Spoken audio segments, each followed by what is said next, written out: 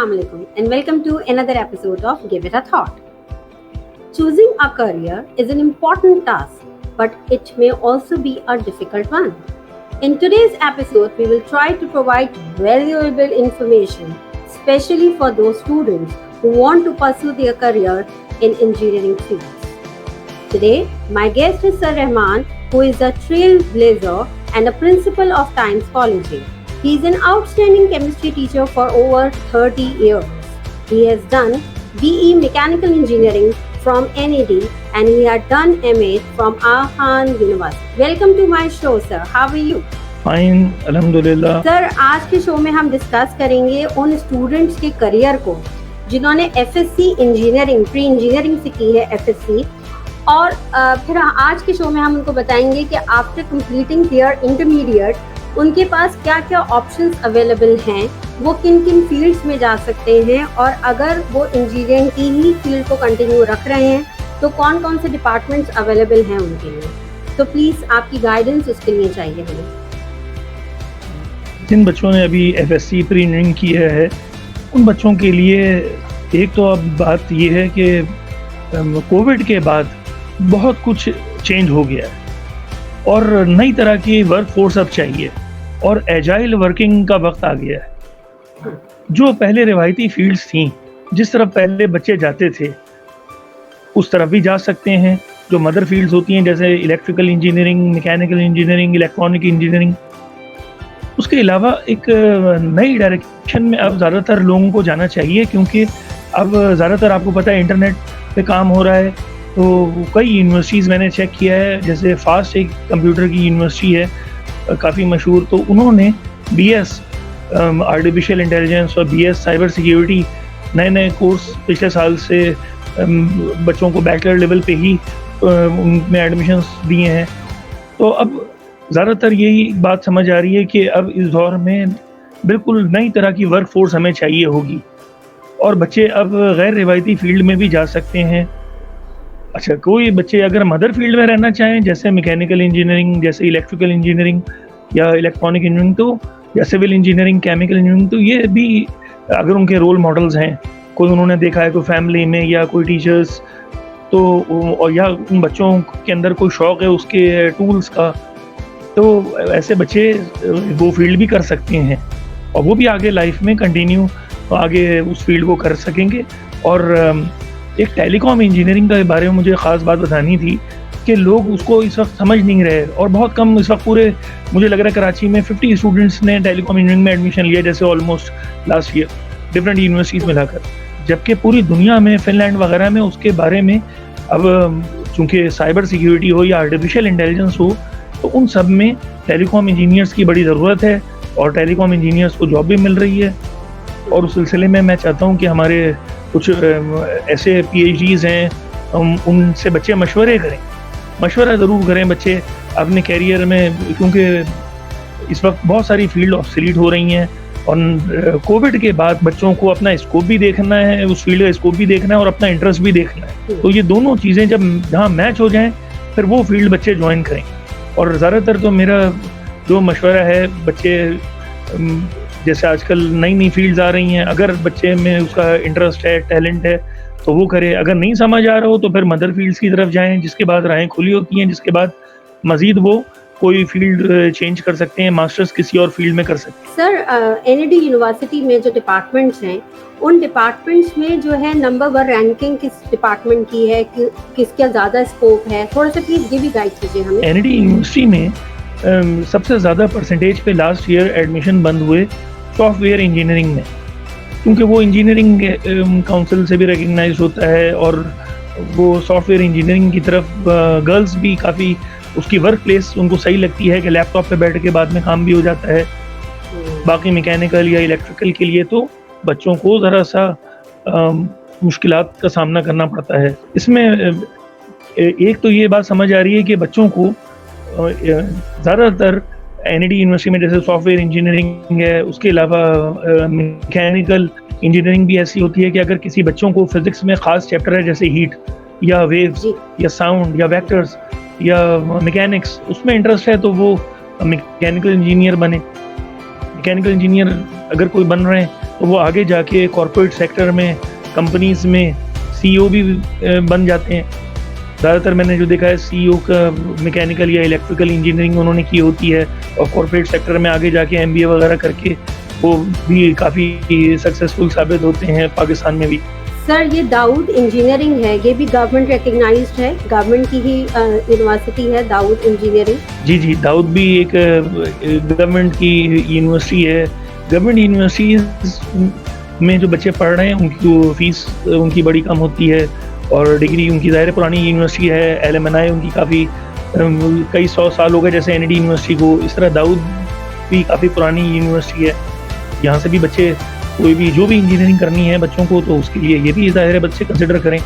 उसके अलावा बच्चे आजकल असल में प्राइवेट यूनिवर्सिटीज़ की तरफ जैसे फास्ट की तरफ या नस्ट की तरफ या और भी जो प्राइवेट यूनिवर्सिटीज़ खुली हैं तो उस तरफ बच्चे आजकल ज़रा ज़्यादा प्रेफर करते हैं। क्या वजह है कि आजकल स्टूडेंट जो है वो गवर्नमेंट यूनिवर्सिटीज़ को छोड़ के और प्राइवेट इंस्टीट्यूट की तरफ जा रहा है?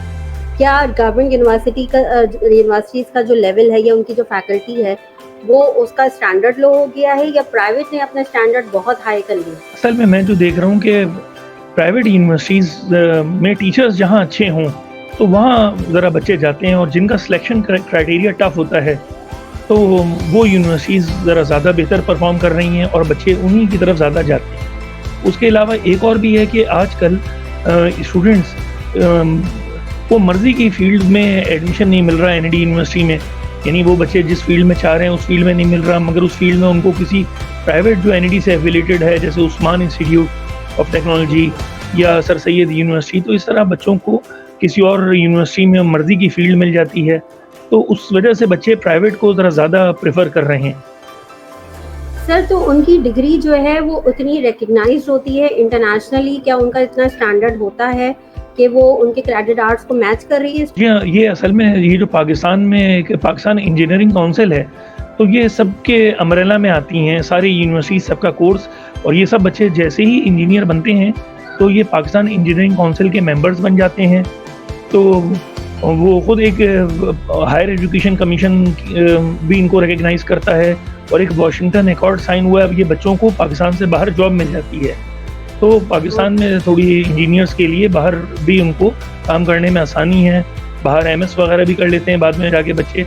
तो प्राइवेट यूनिवर्सिटीज़ का भी एक फ्यूचर है और वहाँ टीचर्स मैं देखता हूँ कि बच्चों के साथ प्रोजेक्ट्स बनाने में हेल्प करते हैं, और ज़्यादातर तो मैं बच्चों को ये मशवरा दूंगा कि जहाँ टीचर्स अच्छे हों खुद जाके देखें और जिस फील्ड का आपको शौक़ हो, जिसका स्कोप भी हो, तो उस फील्ड में आप और उस यूनिवर्सिटी में ज़रूर एडमिशन लें। सर, थोड़ा सा हमें ये भी गाइड कीजिएगा कि जॉब अपॉर्चुनिटीज़ के हवाले से अगर हम बात करें कि कौन सी फील्ड इंजीनियरिंग की कौन सी फील्ड ऐसी है जिसका ज़्यादा स्कोप है पाकिस्तान में और उसके लिए ज़्यादा जॉब के जो है अपॉर्चुनिटीज़ ज़्यादा अवेलेबल हैं? इंजीनियरिंग में मैं अभी जो देख रहा हूँ, एक तो वही सॉफ्टवेयर इंजीनियरिंग, उसके अलावा एक हैरानकुन तौर पे टेलीकॉम इंजीनियर जो कि कम निकले, तो टेलीकॉम इंजीनियर्स को भी फ़ौरन जॉब मिल गई है, जबकि इलेक्ट्रिकल पावर जो बिजली बनाने वाली फील्ड है तो उसके अभी इतनी बच्चे फ़ौरन अभी जॉब पे नहीं लग सके, मगर ज़ाहिर है सबको आगे मौका मिलता ही है। और उसके अलावा टेक्सटाइल का मैं देख रहा हूँ कि कराची में जो टेक्सटाइल इंजीनियर्स होते हैं उन सबको भी यहाँ टेक्सटाइल सेक्टर में काफ़ी एक्सपोर्ट हो रही हैं, तो ये बच्चों को भी जो एनईडी यूनिवर्सिटी के टेक्सटाइल इंजीनियर्स होते हैं इनको भी आगे बड़े जल्दी एक्शन में आने का मौका मिल जाता है, और जो भी इसके बाद अपनी फील्ड में आगे एक्सेल करता है जॉब में, अब नई तरह की स्किल्स चाहिए बच्चों को। वो जो मैं कह रहा हूँ कि पोस्ट कोविड बहुत कुछ चेंज हो गया, ये कि अपनी जो भी आप फील्ड लें उस फील्ड के अंदर आप मशवरा करें, अपने कोई रोल मॉडल हों उनको देखें, कोई भी फील्ड में जाने से पहले या उस फील्ड के जो गुरुज जो एक्सपर्ट्स होते हैं उनसे मिल लें, क्योंकि आजकल आप के पास हर तरह से एक्सेस मौजूद है, ईमेल कर सकते हैं, कोई सोशल मीडिया के ज़रिए कनेक्ट कर सकते हैं, अपने टीचर्स से रब्ता करें, यानी किसी भी फील्ड में जाने से पहले ज़रूर उस फील्ड के आप प्रॉस एंड कॉन्स देखें कि किस तरह का वर्किंग एनवायरनमेंट होगा, आगे जाके किस तरह की एम्प्लॉयमेंट होगी, क्योंकि आपको एडमिशन तो इंशाल्लाह मुझे उम्मीद है मिल जाएंगे बच्चों को। और उसके बाद फिर आगे जाके इन बच्चों को अपनी फील्ड में जब आते हैं तो उसके बाद अगर फील्ड चेंज भी करनी पड़ी तो ऐसी फील्ड मदर फील्ड में इंजीनियरिंग करने का जिनका अभी बिल्कुल डिसाइड नहीं है तो उन बच्चों को चाहिए मदर फील्ड ज्वाइन करें, जिसके बाद राहें खुली होती हैं इलेक्ट्रिकल, मैकेनिकल, इलेक्ट्रॉनिक्स, सिविल, ये सब ज़ाहिर है एवरग्रीन फील्ड्स हैं। और इस फील्ड में भी अगर बच्चों ने कोई रोल मॉडल देखा होता है, पेरेंट्स को देखा होता है, जिनके पेरेंट्स खुद डॉक्टर्स हैं या इंजीनियर्स हैं या टीचर्स हैं, तो वो इन फील्ड्स की तरफ जाएं। अगर आपने अभी ज़्यादा नहीं सोचा, और दुनिया बहुत जल्दी जल्दी चेंज हो रही है, adaptability to the new situation, motivation, ये सब आजकल अब लाजमी हो गई है बच्चों के लिए यूनिवर्सिटी में भी पढ़ने के लिए। और प्रोजेक्ट बनाएं, जिस फील्ड में प्रोजेक्ट बना सकें, जिस फील्ड में आपको कोई कुछ ना पढ़ाए, तब भी आप इंटरनेट से देखें, किसी भी यूनिवर्सिटी का असाइनमेंट, कोर्स वर्क देखें और ख़ुद से आप जिसमें प्रोजेक्ट बना सकें, जिसमें ख़ुद से पढ़ सकें, तो वो फील्ड चूज़ करें। और स्कोप की जो बात है, स्कोप में वही कि नई चूँकि वर्क प्लेस पे अब नई समझने वर्क फोर्स चाहिए अब, और ऐसी वर्क फोर्स अवेलेबल नहीं है, तो इसलिए अभी बच्चों को बहुत मौके हैं।